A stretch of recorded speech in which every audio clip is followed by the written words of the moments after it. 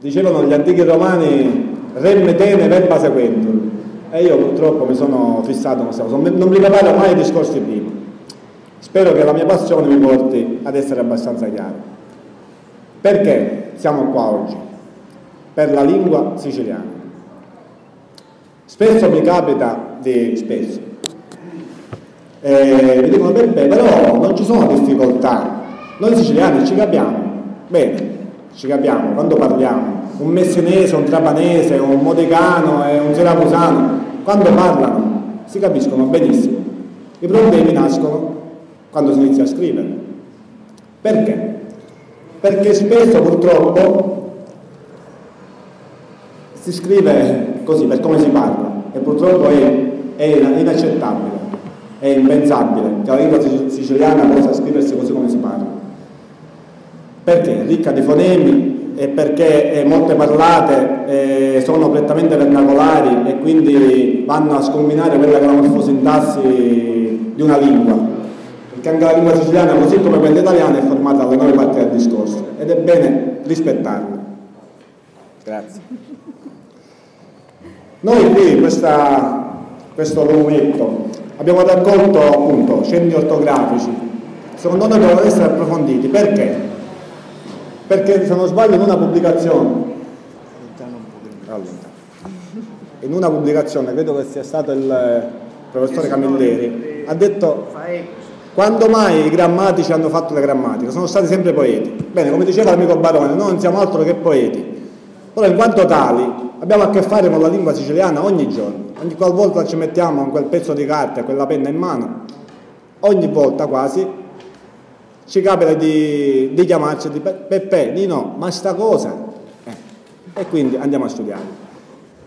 Ora non riporto gli esempi perché qui poi magari voi li leggerete nel volumetto, però leggendo sia la grammatica, perché il professore Messina noi la sua grammatica la conosciamo a memoria, così come conosciamo a memoria quella del professore Camilleri, però purtroppo, con tutto il rispetto, sia nell'una, nell'altra, in quella di Lumia, in quella, ci sono state sempre delle piccole cose che secondo noi sono state non incoerenti, però degne di approfondimento. La coesione è quella. Ora, quando si parla, poco fa si parlava, sentivo mentre arrivavo, coinè. Coinè è una parola che sembra così quasi brutta. Coinè, come se noi dovessimo rinunciare alle nostre peculiarità, ai nostri termini per riscrivere allo stesso modo. No, non è questo. L'amico Barone parlava di ortografia condivisa. Noi non dobbiamo rinunciare a questi termini, dobbiamo scriverli nella maniera più corretta possibile. Per esempio, c'è una parola che conoscerete tutti, oggi è l'anno. Oggi è l'anno l'ho sentita dire, oggi è l'anno, oggi è l'anno, oggi è l'anno, oggi è l'anno, oggi è l'anno. Almeno 5-6 forme. Ora cosa vogliamo noi? Da dove deriva questa parola? Odi est anno, oggi è l'anno. Quindi il termine giusto è oggi è l'anno. Basta, tutto qua, è semplicissimo. Seguire l'etimologia della parola. Perché purtroppo, ripeto, una lingua che abbiamo appreso oralmente è stata storpiata prima dai nostri nonni, poi dai nostri padri e oggi sarà storpiata da noi. Quindi per questo riteniamo che sia opportuno seguire l'etimologia della parola. E giustamente anche la parlata ha la sua funzione, non è che dobbiamo completamente fare fuori quella che è la parlata, perché ci sono certi termini che ormai sono per consuetudine, fanno parte della lingua siciliana e devono essere presi in considerazione anche essi. Per consolidamento, per consuetudine, ormai questi termini non possono essere messi da parte completamente. Poi è pur vero che, essendo una lingua, quella siciliana, si evolve. Non possiamo pretendere di scrivere buccetta nel 2011 per dire forchetta, o passano per dire cappotto. Penso che siano termini da salvaguardare, da conoscere, da tutelare, però è come se noi ora pretendessimo che una poetessa del 2011 scrivesse come scriveva Giacomo Leopardi nell'Ottocento, sempre in lingua italiana, però si è evoluta, e così come quella italiana si evolve anche quella siciliana.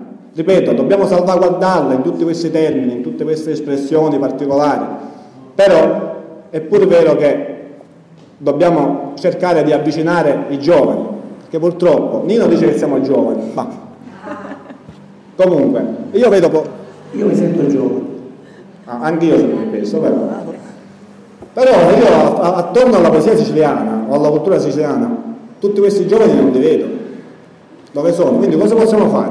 Cercare, nel rispetto sempre di quella che è la lingua siciliana, di arrivare a un'ortografia condivisa che si avvicini più a loro. Per esempio, noi fino a qualche anno fa usavamo il verbo avere scritto nella forma arcaica, cioè con l'accento, senza la mutina. La forma corretta, anche nella lingua italiana, tramite Pietro Bembo, la mutolina è nata dopo, nel 500. Però, ragionandoci, vedevamo che c'era chi usava l'accento e lo coniugava così, chi usava la mutina o mutolina, però nella terza persona singolare non la metteva, in quanto i due avi non va in conflitto con avi, non ne avi, si lascia stare, però poi nella forma contratta il due dato ci mette l'H. E quindi tutte queste cose ci sembrano incoerenze. Quindi abbiamo deciso di coniugare il verbo avere così come si coniuga nella lingua italiana, evitando di mettere l'H nella seconda e nella terza, come questo? La Piccitto la chiamava ortografia razionale. Ortografia razionale. Come se fosse un'interlinea. Prima l'italiano, come si dice, e poi lo traduciamo in siciliano. Anche perché, tornando sempre... Scusa, curando anche le affari, t'hai correggiuto, T'hai correggiuto già. L'importante non mi scorreggi. Lo trovo benissimo e ti devo dare la lode. No, questa è sua. 9 però, 9, non 10. Una strada hai dimenticato, mentre qui la Feresi l'hai fatto, una strada, manca la U e quindi ci vuole la Feresi. 1. Allora, voglio rispondere subito al professore che mi sta parlando. Però la sera la lavagna ti finisce.